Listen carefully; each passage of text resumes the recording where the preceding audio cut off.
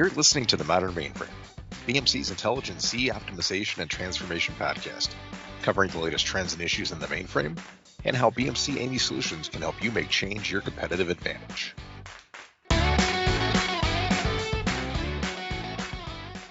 Hello, welcome to the Modern Mainframe podcast. I'm your host, Matt Dallaire. Today we've assembled an all-star panel to discuss efficiency in government IT, particularly when it comes to the mainframe. Joining us today are CEO and Principal Analyst at HyperFRAME Research, Stephen Dickens, BMC DevOps Evangelist Tony Anter, and BMC Lead Product Manager Mark Schettenhelm. Stephen, Tony, Mark, thanks for being here. Thanks for having us, Matt. Thank you, Matt. Always good to be on the show, Matt. Stephen, I'll step out of the way and leave the conversation in your capable hands, but to help set the stage, if you look at X and mainstream media, government efficiency is a hot topic these days. What are the implications of that for the mainframe? So, Matt, that's a great question. Obviously, Elon Musk, his so-called Department of Government Efficiency are getting a lot of news and are creating a lot of headlines. We're not going to go anywhere near the politics of any of that and what they're trying to achieve. But what's been caught up in the narrative is the mainframe. There's been obviously a lot of discussion around how Social Security, particularly payments, is being allocated out and some of the age profile of those. And a few posts and comments there have dragged the mainframe and particularly COBOL into that discussion. So I think the conversation we're having today is timely. I think for me, we need to debunk some of the myths around inefficiency, particularly as it relates to the mainframe, and I'll ask Mark and Tony about that. But I think let's cover the age piece first in my initial comments. Age is in the eye of the beholder. You hear lots of comments online from the uneducated and the uninformed. The mainframe's 60 years old, therefore it's old and decrepit, and we need to sort of modernize away from it. Nobody says those things about Linux. Linux is 30 years old. Windows is 40 years old. Nobody says those things about those systems. I think what we can say, an analogy I use here, is the mainframe that was launched in the same year as the Porsche 911 has lots of parallels to that supercar. When you look at the brand new Porsche 911 GT3, what you see is a cutting-edge piece of technology that can rival any of its rivals around the racetrack. I would extend that same analogy to the mainframe. It's a platform that's been renewed and refreshed over its 60-year history and can compete on a performance, on a processor speed, on a scalability and an availability metric. Whatever metric you want to pick, for certain workloads, it's going to perform as well or better than any other platform out there. So I think we need to debunk some of this old kind of narrative and be able to look at it through the lens that we look at things like the Porsche 911, the Corvette, some of these long-standing bits of technology. Telephones have been around for years. We're recording this on the day that Apple launched its new telephone. Nobody thinks about the latest Apple telephone and the mobile device as something that can trace its way back all the way to the inception of the technology. We're talking about a technology that's progressed. So I'll sort of pause there, but I think that's the first piece to sort of break down. We'll break down the rest of the questions. Mark and Tony, I'll go to you guys. Tony, maybe you first. Your initial thoughts and perspectives?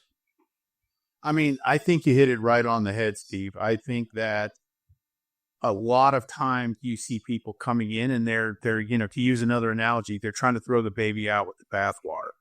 And the platform in and of itself is amazing. I mean, I think in a recent IBM study, 72% of the world's compute goes through a mainframe. And I mean, 70+% of the world's financial transactions and data go through a mainframe. This is not an inefficient platform. And I think that no matter what the winds are prevailing, leaning into that efficiency is where we really need to go.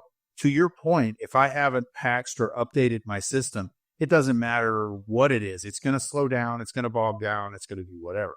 But if you look at the latest innovations coming out on the mainframe platform, from the Z16 to the Z17, with the rumors about it having AI built into the almost not down at the bare iron level, the Telum chips. I mean, it's amazing. And if you can point me to a platform that can handle large data sets and large data crunching as efficiently and as timely as a mainframe, then by all means, we should be moving to it. But I haven't seen that yet.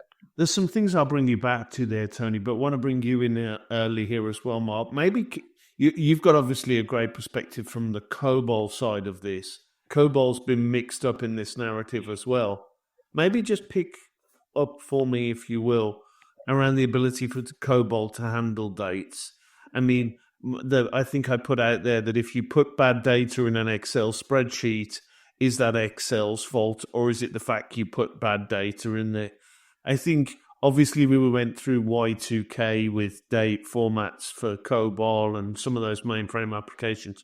So maybe just bring us your perspective, Mark, and frame it in a COBOL type answer, if you would. Sure. And, COBOL is different and not different because they're all languages, right? They're just ways that someone can conveniently code something that in the end is binary. The way COBOL handles dates might be different than others, perhaps internally, and they give you more options, but a lot of it's the same. I think with COBOL, there was an historic problem of not handling them properly for Y2K, and that was handled. But many of these applications spanned centuries anyway, because you'd have people that live over 100, so they had to handle that even before Y2K. That's all been handled. It handles it properly. It's a matter of the data that comes to it. And you can't point to COBOL and saying it's bad if the data it's given is bad. And if it gets a date that doesn't look right, well, it was either put there to flag it, so it was obviously not right, or it's just bad data. Not a problem, not a fault of COBOL. Yeah, that's a great point. So, Tony, I want to bring you back to some of that data and some of the efficiency piece for the next part of our conversation. One of the other mainframe vendors commissioned a study that said 74% of the world's transactions go through this platform. Probably a bit more precise than the number that you mentioned, but certainly in the same ballpark. But it only represents 8% of total spend. So you've got huge transaction volumes going through a platform that's not drawing down that piece from a cost perspective. And when you look at some of the BMC mainframe survey data, 62% of the respondents are citing the mainframe as a platform to grow and attract new workloads. You're out there chatting to customers every day. What are you seeing about how they perceive the mainframe from an efficiency perspective? I mean, what you're describing right now, to me, is the definition of efficiency, right? You have a platform that is handling the vast majority of the workloads in the areas that it is, and it's only taking up, under 10% of the total spend. So, I mean, describe to me a platform that is more efficient. I guarantee you your cloud budget is not that small a percentage of your total IT spend. Now, that being said, what I'm seeing out in the industry is I'm talking to a lot of customers, and let's go back a year or two, and all of them were saying, you know what, we're going to get off the platform. We're going to go to the cloud. We're going to re-architect. We're going to move. We're going to yada, yada, yada. And they went through that process, and then they saw what the total cost of that was going to be from an infrastructure point of view, from a platform point of view, from an efficiency point of view. And then they said, okay, you want to know what? We're going to move some of our workloads off the mainframe. And I'm sure this will be a question later, but some of those workloads should come off the mainframe. I'm going to pause you there, Tony. I mean, I need to take a balanced view. There's certain perspectives, we're working with, HyperFRAME works with a lot of the vendors who are looking to re-platform, refactor, and re-architect these monolithic COBOL and PL1 and, other languages. And there's some merits to those for sure. I think what we're trying to get across as a perspective here is for certain transaction-heavy, mission-critical workloads, the mainframe's the right platform. But if your workload doesn't fit into that criteria, there may be other platforms that make more sense. They may be more flexible. There might be data centricity to a cloud workload. There may be a front-end application that, for legacy reasons, is sitting on the mainframe that just shouldn't be there anymore. We're not arguing that the mainframe's the right platform for every workload. We're arguing, I think, on this podcast for the benefits of the mainframe for the workloads it makes sense. Would you agree, Mark? Is that a fair summary? I think so. I think, you always have to look at the application and the volume, and the things that are remaining on the mainframe are on the mainframe for a reason, because that's where they belong. If it was easier to put them on another platform, they would have long ago. Things like interfaces have shifted to other platforms. So it's your mobile device or it's the web. They don't make sense to serve those from the mainframe. But for the actual processing and number crunching of massive amounts of data, the mainframe is a very efficient platform. And you've already sunk that cost into it. And that's why it's so efficient. Because you've spent decades working on those applications. They're already there. You don't have to reinvent it. You just have to work on things like the interfaces. So they're secure and efficient, and they've been proven through decades. And so in most cases, there's no reason to move it to another platform and try to reinvent. And Tony, I sort of mentioned a phrase there, monolithic COBOL applications. I think that's a kind of legacy view. Looking at the BMC annual survey, it says that 62% are adopting DevOps on the platform. That's obviously your wheelhouse. How are you seeing people, we're not going to talk about the particular tools that BMC's got, but if you can talk more generally around how people are looking at these applications, these monolithic applications, looking to microservices, looking to get out of the skills debt that they're probably in, using Gen AI for code explanation and sort of those types of tools. What are you seeing as those trends? Because I think they don't get talked about enough in the mainframe space. Certainly don't get talked about by the uninformed, who just sort of lump everything in the mainframe space into this, it's old and we need to get off it type discussion. I think that doesn't capture where customers and big government departments actually are, which is there's AI tools that can explain the code. What do you see? Yeah, I mean, I think it goes back to your previous question, which is some workloads are staying on the mainframe, some workloads are moving off. But for those that are on the mainframe, they're mission critical. And so now that they're there, they're trying to optimize, right? They're trying to bring the same automation and goodness to the platform that has been available on the distributed side for a long time. And I think through that, they're going through and they're looking at their application architecture, their monolithic code architecture. And to your point, they're looking at breaking things down to make the automation and the process much easier to deal with, right? I guess I'll use since we're doing analogies today, I'll use a hiking analogy. I can either pack what I need and I can put it in a backpack and go, or I can try to pack my whole house and put it in the backpack and start marching. And one is a lot easier than the other. So you're seeing companies now starting to invest in technologies like AI to break these giant monolithic programs down, and in some cases move them to different code bases. And again, I don't think that means an exit from the platform. I think that, Mainframe is adopting Python. Mainframe has been adopting Java for well more than a decade now.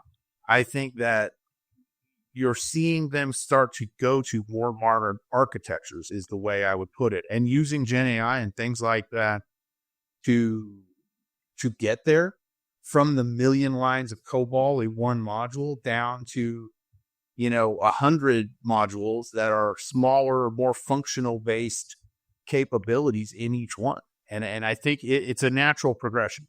I think once you start down the DevOps and automation path, this is the next natural iteration of what you have to do. So I think the summary there for me, Tony, is all of those DevOps practices, using AI to generate code, using AI to explain code, those are the practices of the modern developer. And there's no barrier to doing that if you're a mainframe developer. Those IDEs, those development environments, those tools, those practices, all of that can be done by kids straight out of college through to seasoned professionals on the platform. There's no barriers. Maybe there was barriers 15 years ago. Those barriers don't exist today. So if you're trying to understand this platform in 2025 whilst we're talking, it's a very, very different landscape to where it was 15 years ago. Would you agree, Mark?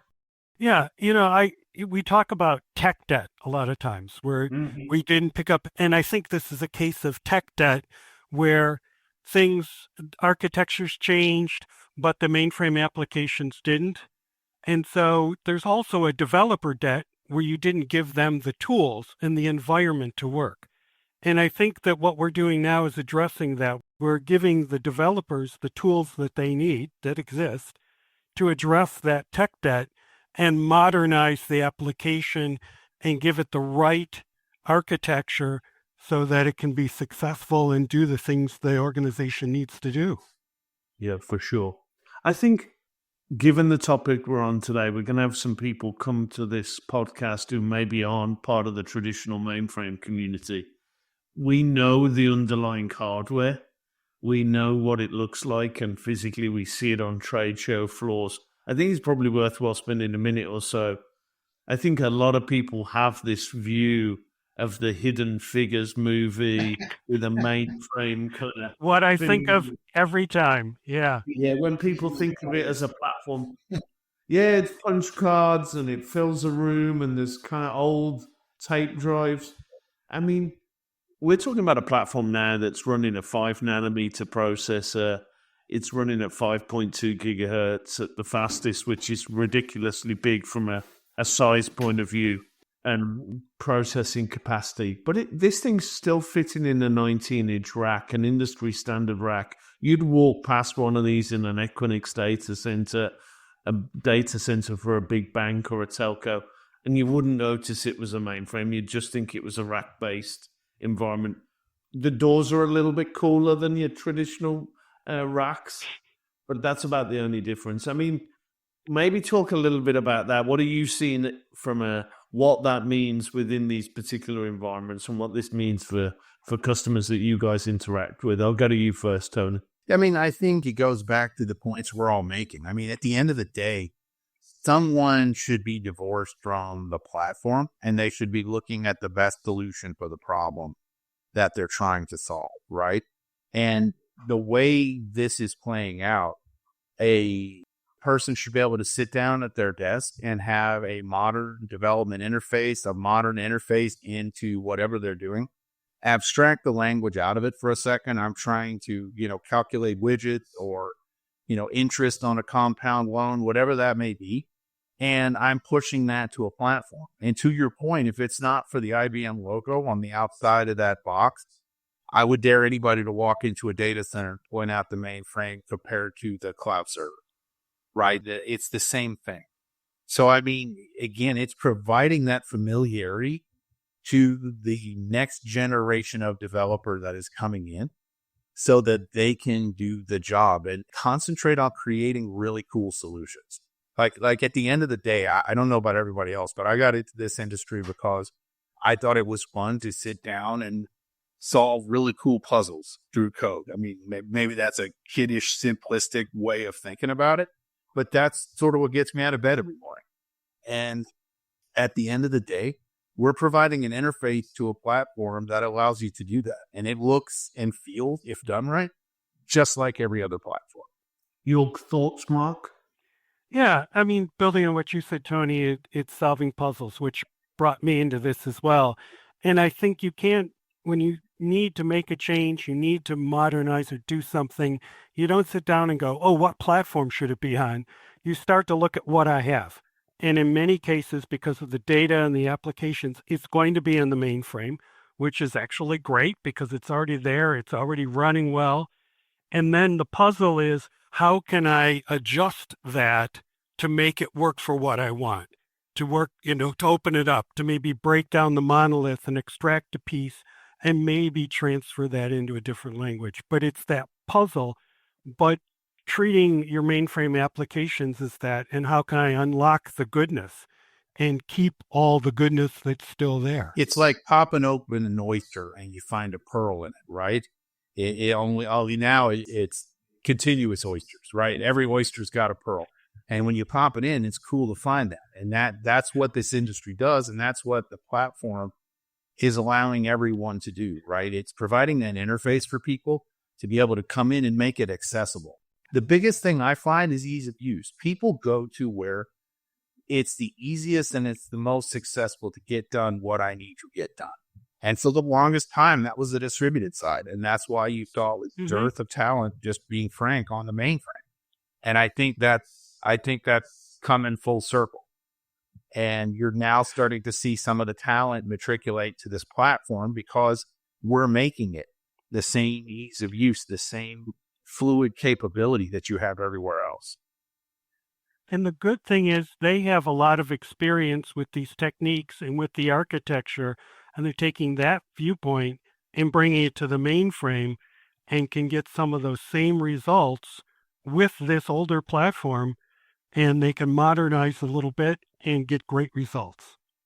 So as we start to wrap up here, the three of us could talk about this platform for the next 2 or 3 hours, but that doesn't make for a great podcast.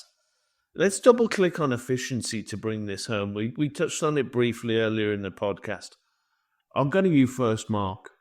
How do you see this platform operating within that sort of cloud and hybrid cloud landscape? There'll be distributed servers, there'll be x86, there'll be Unix, there'll be Linux, there'll be services running on the cloud. Where do you see it from a sort of efficiency perspective, and what should it be doing in particularly the US government, because that's why we're here today, but just more broadly in other enterprises as well? That's a big question. Very big question. And I want a short answer, Mark, so go for it. Yes.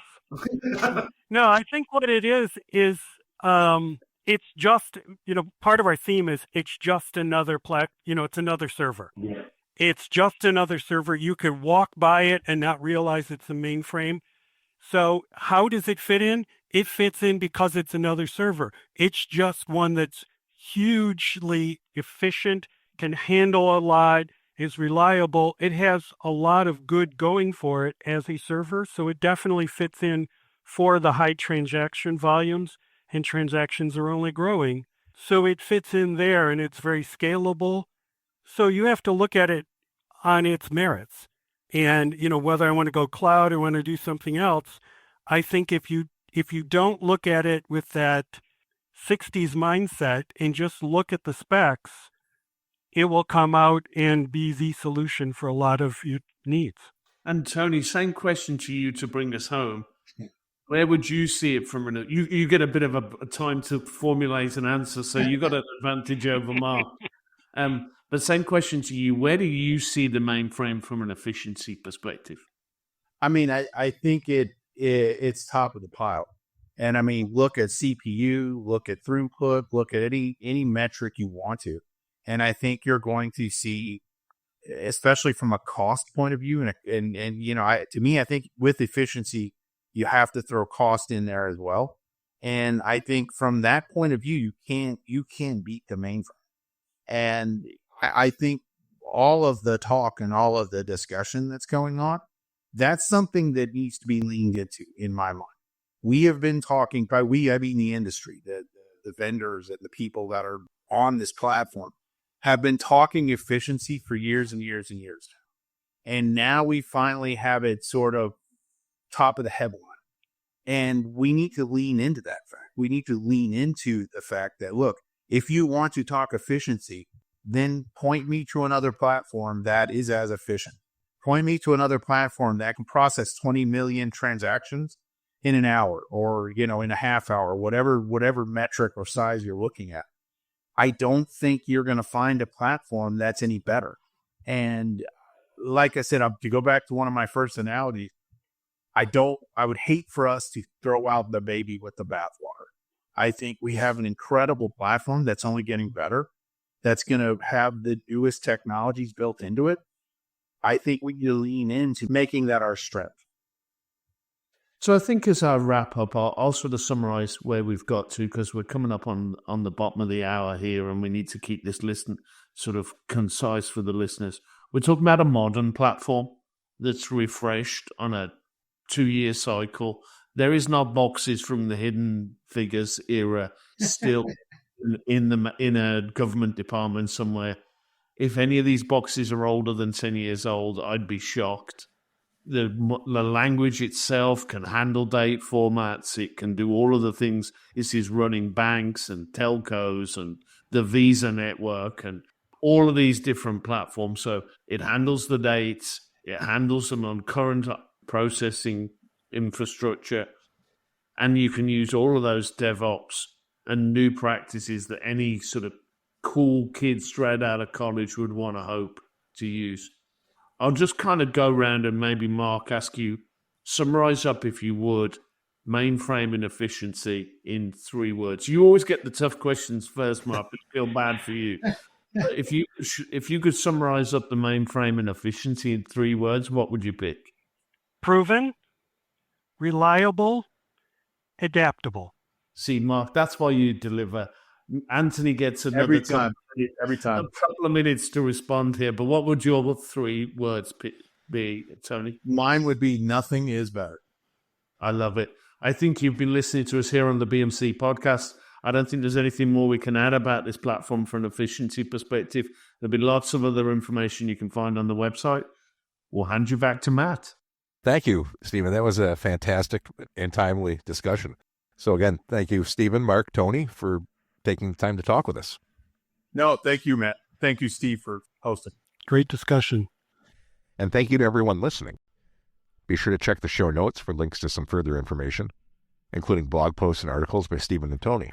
You've heard from us. We'd love to hear from you. Please don't hesitate to leave a comment on the episode or drop us a line through social media or email. Thanks again for tuning in to the Modern Mainframe. Until next time, take care.